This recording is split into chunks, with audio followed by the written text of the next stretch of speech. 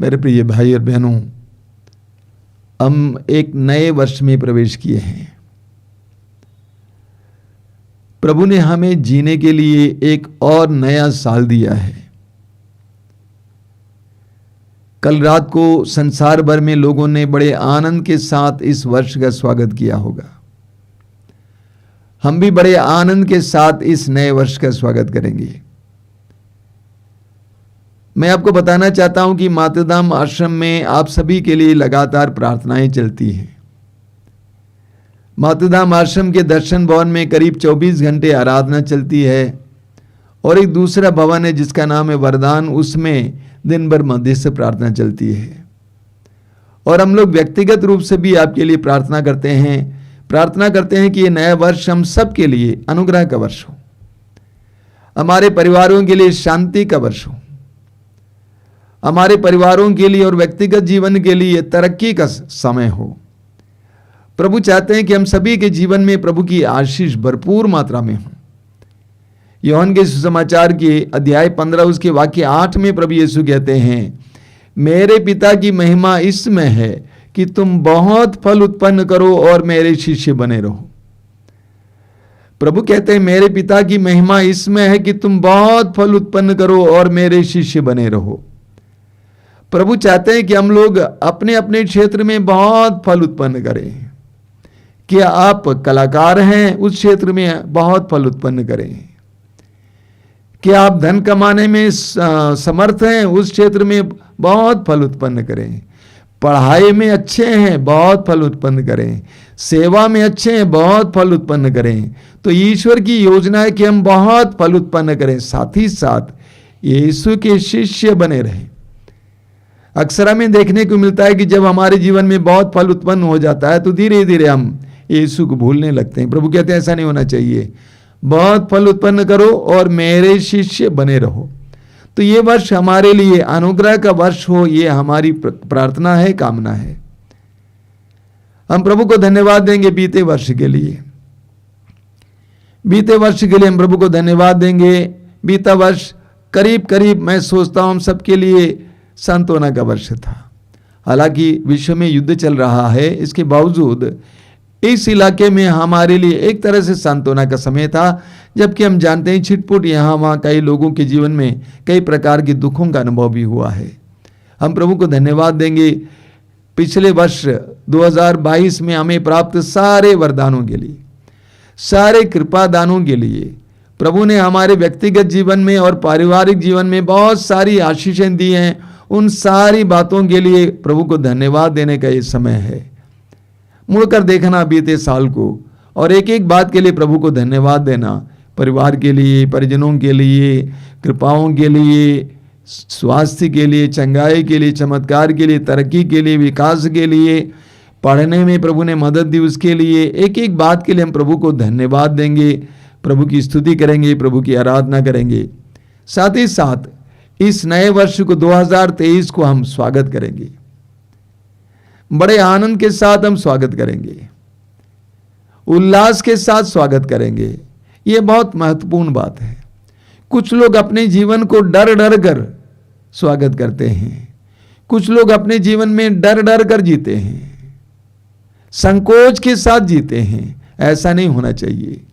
एक विश्वासी कभी संकोच के साथ, संदेह के साथ जीता नहीं है। एक विश्वासी विश्वास के साथ जीता है। वो गीत है ना, हम होंगे कामयाब। एक विश्वासी हमेशा इस भरोसे के साथ जीता है। इस्राएली जनता मिस्र देश की गुलामी से बचकर भागी, लेकिन आकर लाल समुद्र के तट पर खड़ी हुई। अब लोगों ने मूसा से पूछा कि अब क्या होगा, हम लाल समुद्र कैसे पार करेंगे। मूसा ने कहा जिस प्रभु ने तुमको छुड़ाया वो कराएगा। और ऐसा ही हुआ। प्रभु ईश्वर ने लाल समुद्र को 2 भागों में विभाजित किया। इसलिए इस नए वर्ष को हम लोग बड़े आनंद के साथ, उत्साह के साथ, विश्वास और उम्मीद के साथ स्वागत करेंगे। कई लोगों के जीवन में बहुत ज्यादा नकारात्मकता है। ये जीवन के लिए बहुत हानिकारक बात है। उनके जीवन में बहुत ज्यादा नकारात्मकता, अंग्रेजी में कहा जाता है you can if you think you can. यानी तुम कर सकते हो अगर तुम ये जानते हो, ये मानते हो कि मैं कर सकता हूं। इसीलिए हमें सकारात्मक बनने की आवश्यकता है। प्रभु ने मेरे जीवन में बहुत ज्यादा सकारात्मकता दी है। हर बात के लिए विश्वास करता हूं कि होगा, जरूर होगा। इब्राहिम से ईश्वर ने कहा कि तुम्हारे संतान असंख्य होंगे, आकाश के तारों की तरह। और इब्राहिम ने 99 साल की उम्र में भी यह विश्वास किया कि होगा, और हुआ। इसलिए हम भरोसे के साथ और विश्वास के साथ और उम्मीद के साथ, आशा के साथ नए वर्ष में प्रवेश करेंगे। क्या आपके मन में निराशा है? क्या आपके मन में नकारात्मकता है? उसको हटाइए, सकारात्मक बनिए। यह विश्वास करना शुरू कीजिए, आज से होगा। मेरा व्यवसाय टूटा पड़ा हुआ है लेकिन बनेगा। मेरा घर बना नहीं है लेकिन बनेगा। मुझे नौकरी नहीं मिली है लेकिन मिलेगी। एक सकारात्मक ढंग से हम इस नए वर्ष में प्रवेश करेंगे। पॉजिटिविटी लाइए, सकारात्मकता लाइए, भरोसे के साथ, विश्वास के साथ और आशा और उम्मीद के साथ हम इस नए वर्ष में प्रवेश करेंगे। यह नया वर्ष हमारे लिए एक और मौका है, जीने के लिए एक और मौका। हो सकता है कि पिछले 2022 को हमने बर्बाद किया है, उसमें हम ढंग से जिए नहीं, कोई बात नहीं। ये प्रभु का वरदान है, प्रभु की उदारता है कि प्रभु ने हमें एक और वर्ष दिया है। प्रभु ने कहा, लो बेटा, एक और मौका दे रहा हूं, एक और चांस दे रहा हूं, जियो, जी कर दिखाओ। तो ये वह नया वर्ष हमारे लिए एक मौका है। क्या के लिए? जीवन को पूर्णता के साथ जीने के लिए। प्रभु यीशु ने कहा कि मैं इसीलिए आया हूं कि उन्हें जीवन मिले, बल्कि भरपूर जीवन मिले, परिपूर्ण जीवन मिले। जीवन को पूर्णता के साथ जीने के लिए एक मौका है। यह मौका है अर्थपूर्ण जीवन जीने के लिए, बेकार का जीवन जीने के लिए नहीं, चलती का नाम गाड़ी की जिंदगी जीने के लिए नहीं, बल्कि अर्थपूर्ण जीवन जीने के लिए मौका दिया जा रहा है। और उद्देश्यपूर्ण जीवन जीने के लिए मौका दिया जा रहा है। बहुत सारे लोगों के इस दुनिया में कोई उद्देश्य नहीं है, जी रहे हैं बस। मेरे एक मित्र थे, उन्होंने एक बार कहा, मित्र, जी नहीं रहा हूं, जीवन बिता रहा हूं। जी नहीं रहा हूं, जीवन बिता रहा हूं, सांस नहीं लेता हूं, आहें भर रहा हूं। ऐसी जिंदगी नहीं होनी चाहिए। एक विश्वासी की जिंदगी में वह ऊर्जा दिखाई देनी चाहिए। विश्वास हमारे अंदर ऊर्जा उत्पन्न करता है और हमारे अंदर वो ऊर्जा दिखाई देनी चाहिए। एक उद्देश्य, मैं कहां जा रहा हूं। प्रभु यीशु को देखिए, सुसमाचार में पढ़ेंगे कि प्रभु यीशु कहते हैं कि मैं पिता के पास जा रहा हूं, मैं पिता से आया हूं। कहां से आया हूं, कहां जा रहा हूं, क्या करने जा रहा हूं, मेरा क्या मिशन है, मेरा क्या कार्य है, प्रभु यीशु को स्पष्ट मालूम था। हमारे जीवन में भी एक उद्देश्य होना चाहिए। मेरे जीवन का उद्देश्य क्या है, मैं उसको पूर्ण करूंगा। तो यह मौका प्रभु ने हमें दिया है एक उद्देश्यपूर्ण जीवन जीने के लिए। हम प्रकाशना ग्रंथ के अध्याय 21 उसके वाक्य 5 में पढ़ेंगे। प्रभु कहते हैं, मैं सब कुछ नया बना देता हूं, मैं सब कुछ नया बना देता हूं। यह प्रभु का स्वभाव है। प्रभु सब कुछ नया बना देते हैं।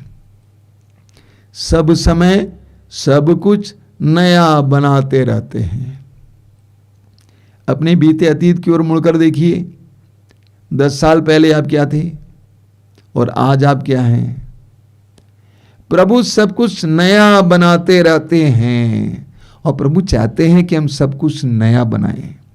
सवाल ये खड़ा हो गया, नया साल आ गया है, इस नए साल में क्या नया है?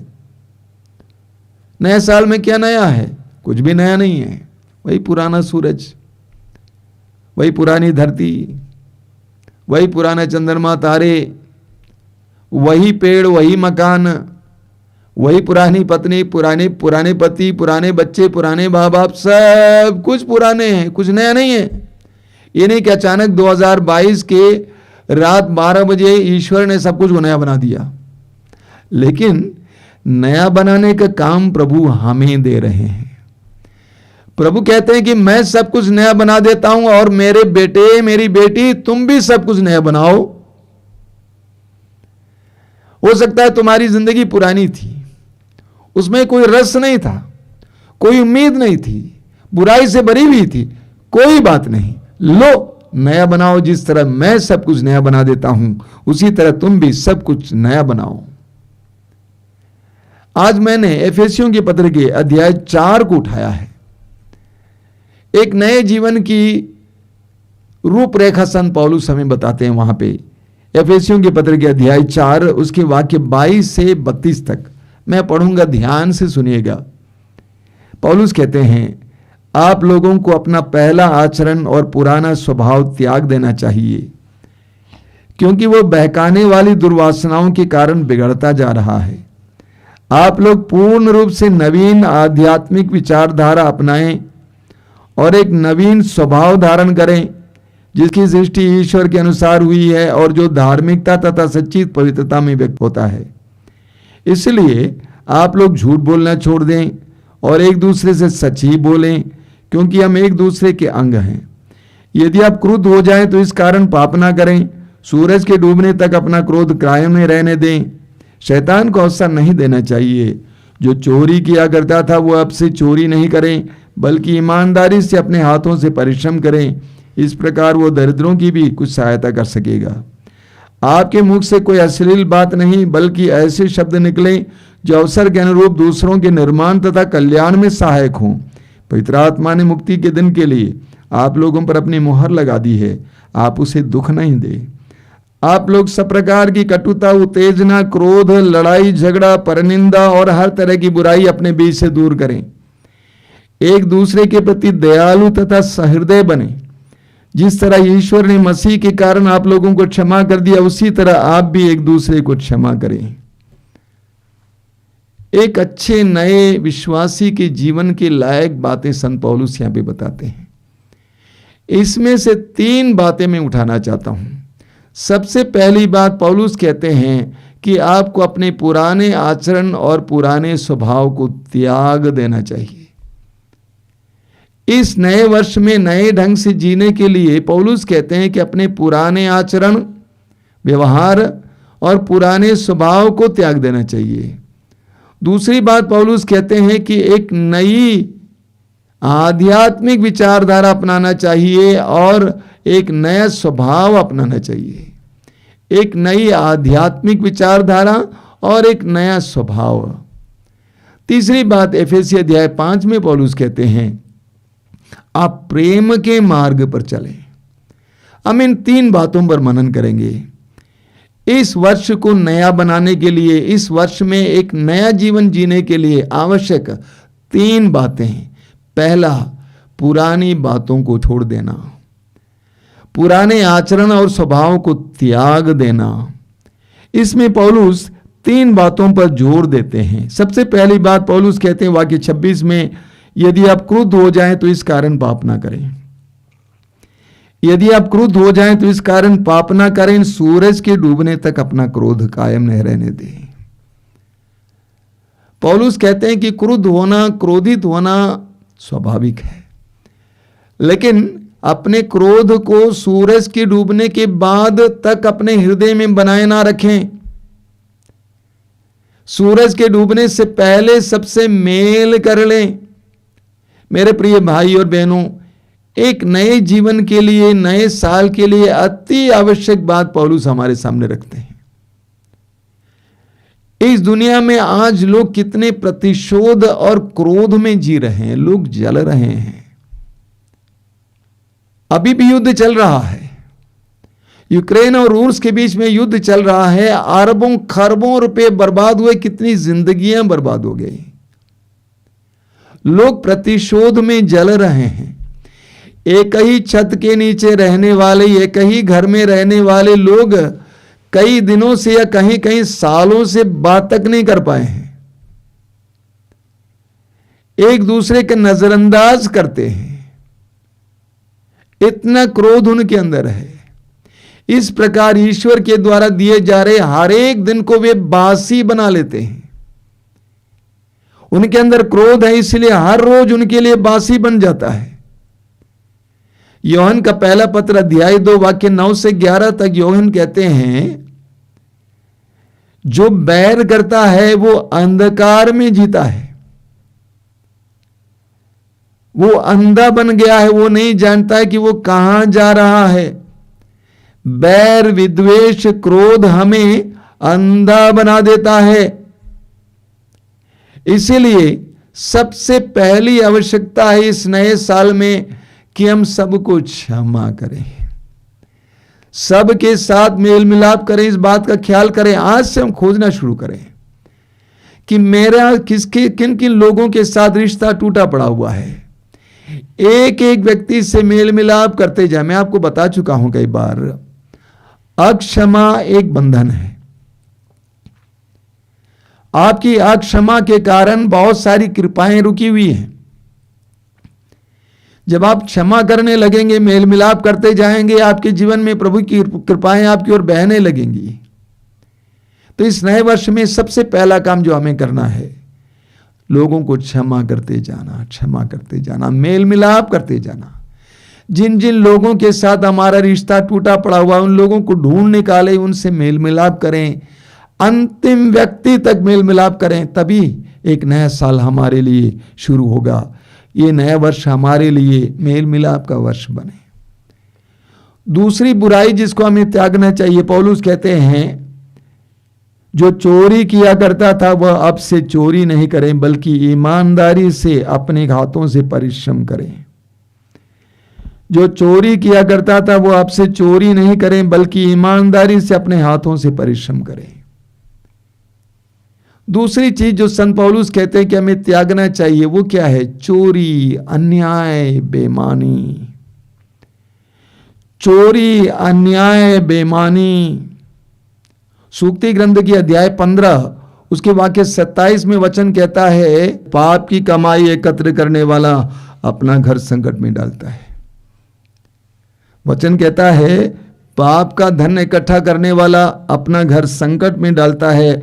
और सूक्ति ग्रंथ अध्याय 21 उसके वाक्य 6 में लिखा हुआ है, झूठ से कमाया हुआ धन असार है, वह मृत्यु के पाश में बांध देता है। झूठ से कमाया हुआ धन असार है और वह मृत्यु के पाश मतलब रस्सी, वह मृत्यु की रस्सी में बांध देता है।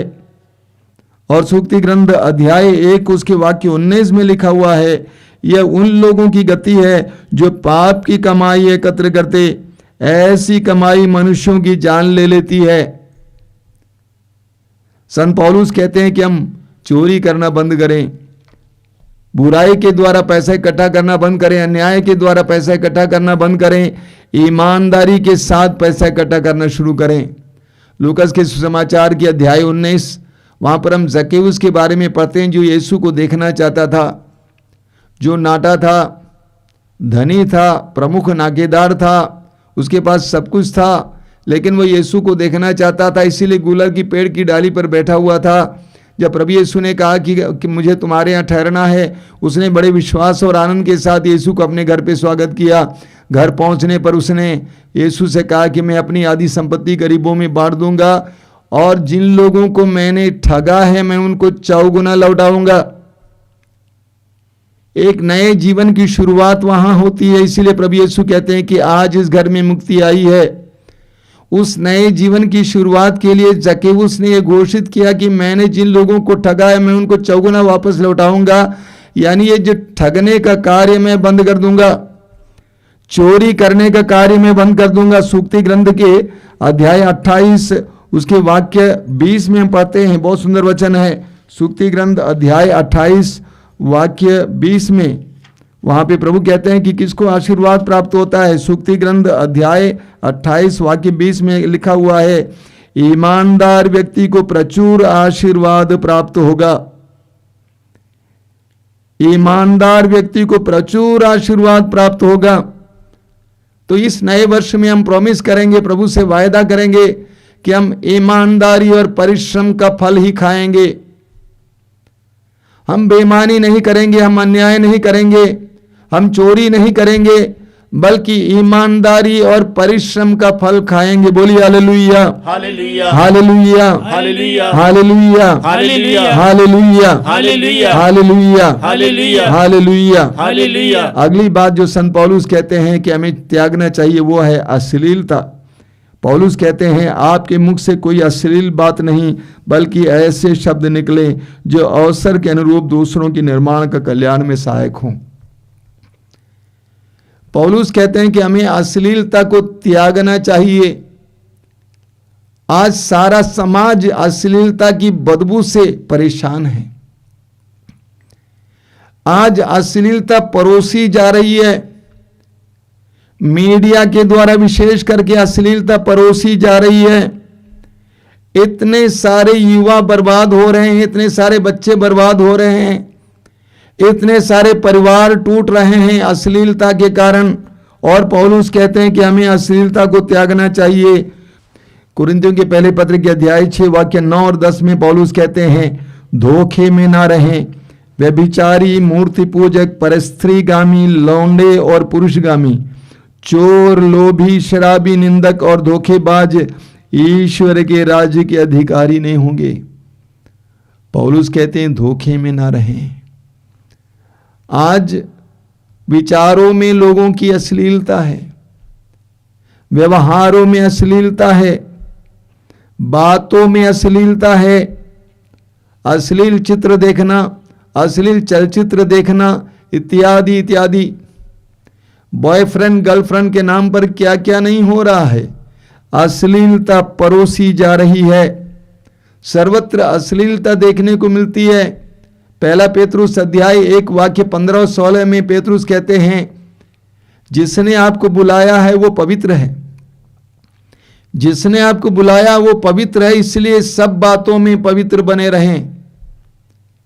जिसने आपको बुलाया वो पवित्र है, इसलिए आप सब बातों में पवित्र बने रहें। लेवी ग्रंथ के अध्याय 11 वाक्य 44 प्रभु कहते हैं मैं तुम्हारा प्रभु ईश्वर पवित्र हूं, इसलिए पवित्र रहो, पवित्र बनो, क्योंकि मैं तुम्हारा प्रभु ईश्वर पवित्र हूं। जिसने तुमको बनाया है, जो तुमको संभाला हुआ है वो पवित्र है, इसलिए कहते हैं पवित्र बनो।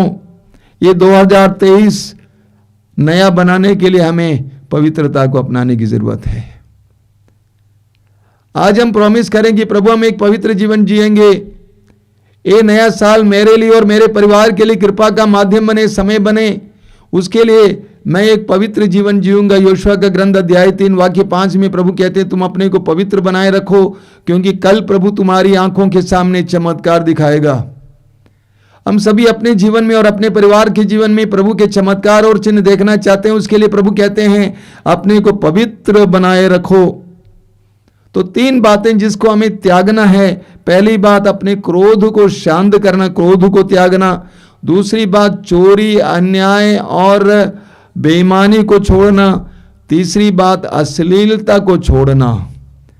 दूसरी बात जो संत पौलुस कहते हैं वो यह है कि हम इस नए वर्ष में एक नवीन आध्यात्मिक विचारधारा अपनाएं। हम एक नवीन आध्यात्मिक विचारधारा को अपनाएं। सब कुछ को आध्यात्मिक दृष्टिकोण से देखना शुरू करें, सांसारिक दृष्टिकोण से नहीं, बल्कि सब कुछ को आध्यात्मिक दृष्टि से देखना शुरू करें।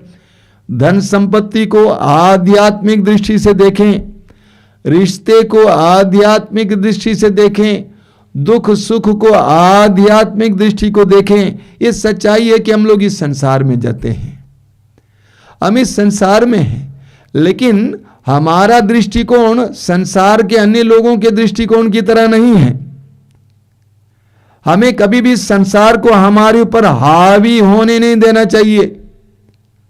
हम योहन के सुसमाचार की अध्याय 17 में पढ़ते हैं प्रभु यीशु अपने शिष्यों के लिए, आप और मेरे लिए प्रार्थना करते हैं। उन प्रार्थनाओं में एक प्रार्थना यह भी है, योहन अध्याय 17 उसके वाक्य 15 और 16 में आप पढ़ेंगे। प्रभु कहते हैं कि पिता मैं तुझसे प्रार्थना करता हूं, वे संसार में हैं लेकिन उन्हें बुराई से बचा। वे संसार में हैं लेकिन उन्हें बुराई से बचा। हम संसार में हैं लेकिन हमें संसार के नहीं होना चाहिए। हमारी विचारधारा, हमारा दृष्टिकोण, हमारी सोच, हमारा नजरिया संसार की और सांसारिक की तरह नहीं होना चाहिए। यूहन्ना के सुसमाचार के अध्याय 15 वाक्य 18 और 19 में हम पढ़ेंगे, प्रभु यीशु स्वयं कहते हैं कि मैंने तुमको संसार से अलग किया है।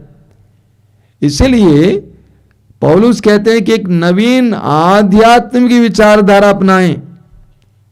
हमें संसार को और संसार की हर चीज को सुसमाचार की दृष्टि से देखना चाहिए। ध्यान से सुनिएगा, हमें सुसमाचार की दृष्टि से देखना चाहिए। फिलिपियों के पत्र की अध्याय 1 वाक्य 27 में संत पौलुस कहते हैं कि आपका आचरण मसीह के सुसमाचार के योग्य हो।